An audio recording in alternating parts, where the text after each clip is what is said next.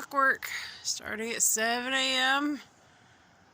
we get the crow and raven migration come across. They leave the city where they roosted at night on people's trees, store trees, stuff like that. And they head out to the farm fields, out to where everybody's harvesting, disturbing the soil. And that's where they go. They go eat all day long. Then they head back.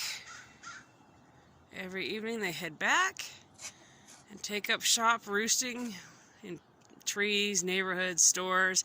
Some of the stores around here have gotten wise and done things to keep them away, because when you have thousands upon thousands of these birds, let me tell you, the mess they make is atrocious.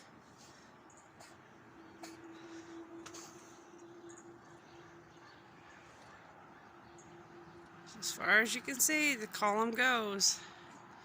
This has been going on, let's see, so it started at 7, at 7:13, and they just keep going. But it's weird, every morning like clockwork, 7 a.m.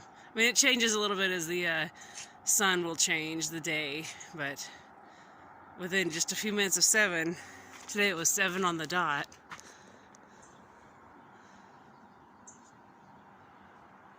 Anybody else get to experience these crazy birds? Now the girls are out enjoying some pasture. The only girl that's not out here is Nikki, just because she's really, really hard to catch still. So she's not out here loose with the girls. They've got 1 hour to munch and eat. And by doing this, I actually don't have to give them any hay, because they just get everything they need right off the pasture. Aurora in the middle, right there, she's the last of my old girls. We lost Hazel earlier this week. She was 10 or 11. Aurora's 11. That's pretty old for a dairy goat, especially a doe. Milking is hard on their bodies, and even though we gave them plenty of years off.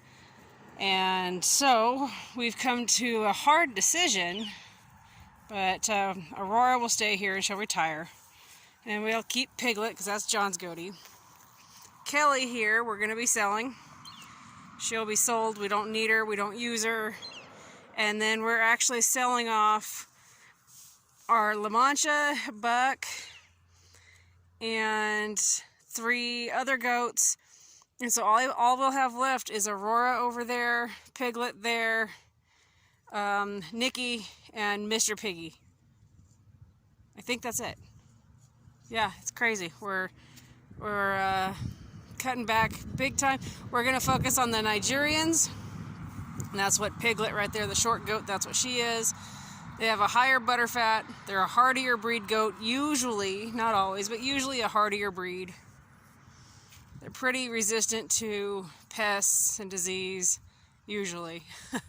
There's the exception all the time. But they're easier to feed. They've got better butterfat. And so I think that's the direction we're going to go. Henry has only got this year and next year of high school, and that means just 2 years left of showing goats, and so he's done with the La Manchas. John likes the Nigerians. We are going to get some Boer goats for meat and everything, but other than that, it's been a hard decision, but we are massively cutting back on what we own for dairy goats. We're going to kind of do smaller in many ways. And this is Nikki, the other Nigerian doe we're keeping, so we'll have her and Piglet. And you, Mr. P. Yeah, it's you. Hey, sweet boy.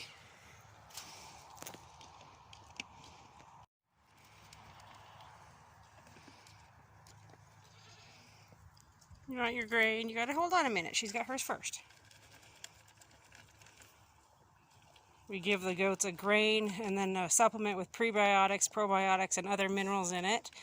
It's really good for them going into wintertime and also breeding season. We want healthy mamas, healthy babies, and healthy little boys. Oh, Nikki, you're so shy. There's still some in there.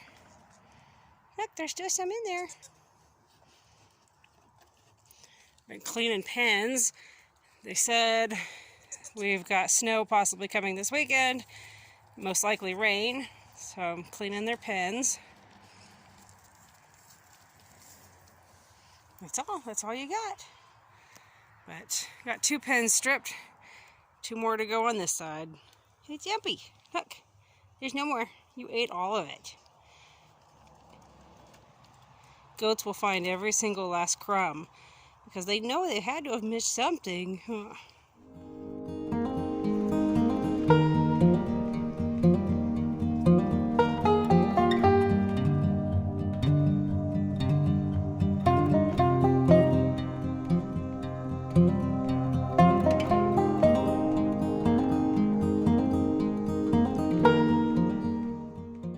The goats are pretty good about bedtime. They're already waiting for me. They're like, open up. They really know they're the routine. Piglet, it's 70 degrees today. You hear her panting? It's because we've been in the lower temperatures, and just because we're sunny and 70, she's got a little bit of a pant, so I got cool water waiting on them. Anyway, it's as easy. It's just trying to open this gate. Oh well, they'll sneak through. And look, they just put themselves to bed. They know the drill. Piglet put herself right to bed, and she's already at her feeder because she knew I would have a handful of grain in there for her.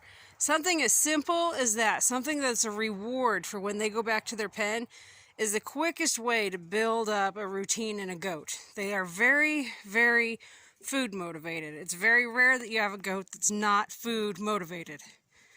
Unless it's Nikki. She has her days. But Piglet is extremely food motivated, hence her name.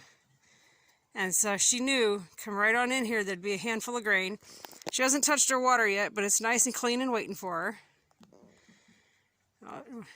Piglet's main concern in life is food. Doesn't matter how full she is, she's worried about her food. And there's no reason to be graining her after coming off of pasture, but it's literally just a small handful. But then I also have to make sure that she gets her pre and probiotic mineral vitamin mix. So I just toss it in there with a handful of grain and she gobbles it right up. It's the easiest way to get it down them.